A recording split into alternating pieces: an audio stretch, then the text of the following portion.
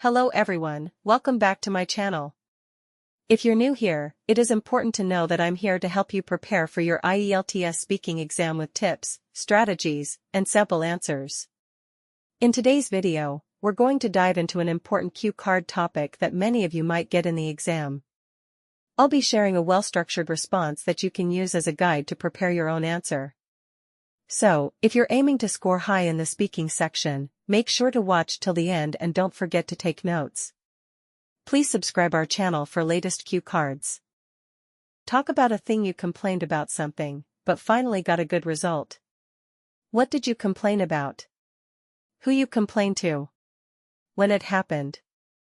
What was the result and why you were satisfied with the result? I had a situation a few months ago where I complained and it turned out to be quite beneficial. My smartphone, which I had acquired online from a reputable electronics retailer, had a minor display flaw when it came. Occasionally, the screen flickered, making it challenging to use. I was angry and let down because I had spent a lot of money on this new phone. I made the decision to get in touch with the store's customer service division to describe the problem and ask for a replacement. I was worried about going so long without a phone when the customer service representatives first informed me that I would need to return the phone for inspection, which might take up to 2 weeks. I told the manager how uncomfortable it would be for me to wait so long and expressed my displeasure with the delay. I was surprised when the manager agreed to escalate the matter after listening to me calmly. The business called me a few days later to let me know that they had authorized an immediate replacement and scheduled a delivery for the next day. I was quite pleased with the outcome since they not only took care of my issue right away but also went above and beyond to truly care about my discomfort.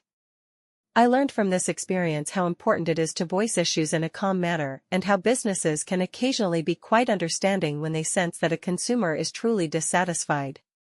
In the end, my complaint resulted in a new phone that worked well as a favorable opinion of the store's customer support. Thank you for watching.